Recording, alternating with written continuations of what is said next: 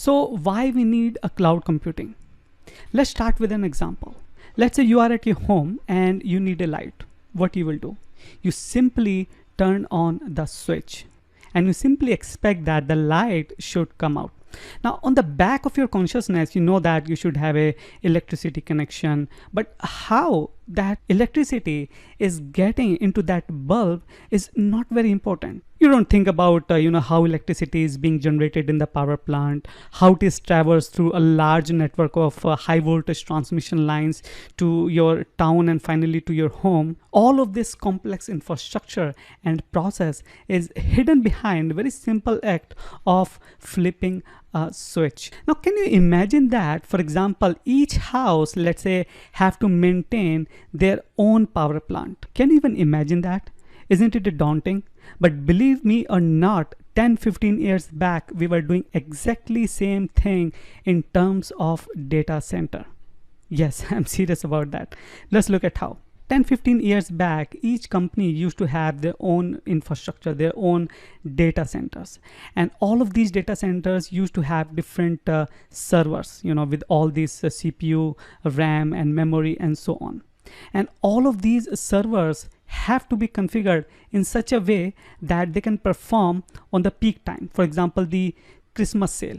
And because of that, most of the times these servers are underutilized, because most of the times you don't have that load. So for example, just 12% utilization, just 8% utilization, and companies used to invest a lot of money on these hardwares where these hardwares are just utilized under 10%. Can you imagine that? So it was a lot of wastage. And then the new concept come of virtualization, in which they decided that what we are going to do, we are going to share these hardware.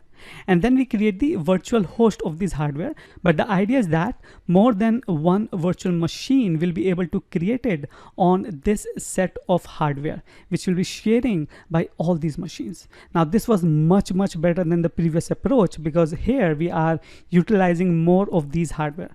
But still, there were few advantages in this approach. For example, anyway, we have to buy this hardware. We have to have initial upfront cost, investing in this hardware.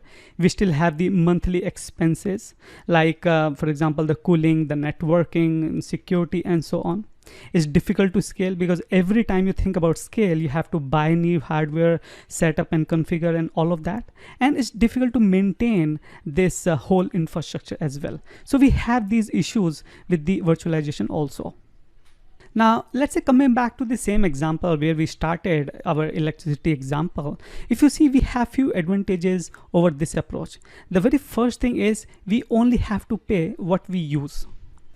We don't have to pay to set up that power plant, right? We just have electricity connection, and whatever we use, we just pay for that.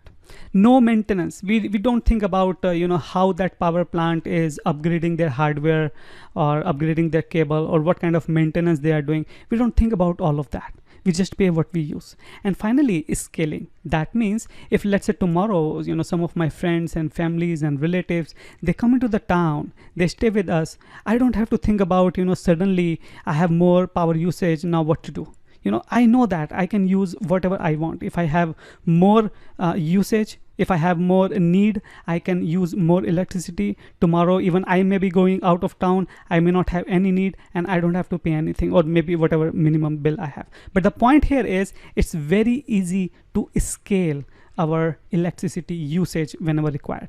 Now, company wants exactly similar kind of situation for their data center, where some kind of cloud provider, he can set up all that infrastructure, like servers and the platform, virtual machine, database, storage, or maybe different applications. They do everything. They maintain, they set up, they configure everything, and we as a user, we can just directly use that as an electricity.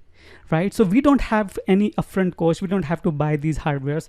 We just pay for what we use. We don't have to maintain that. Whoever is the cloud provider, it may be Microsoft, it may be AWS or Google, they maintain that. They take care of all of that. We don't have to do anything, right? And finally, scaling. So let's say tomorrow if I have more utilization, maybe in Christmas sale or in Diwali sale or any other festival or something, I don't have to think about, my server will not be able to handle this much of load. Or suddenly if there's so many users coming to my website, how I will do that? I don't have to think about all of that. My solution should be scalable anytime and as much as there's a need. So this is how cloud computing is actually solving all of these problems which we used to have in our traditional data center. Now in the upcoming lesson, we'll discuss more about what exactly is cloud computing, what are benefits, and so on. I hope you find it helpful. Thank you so much.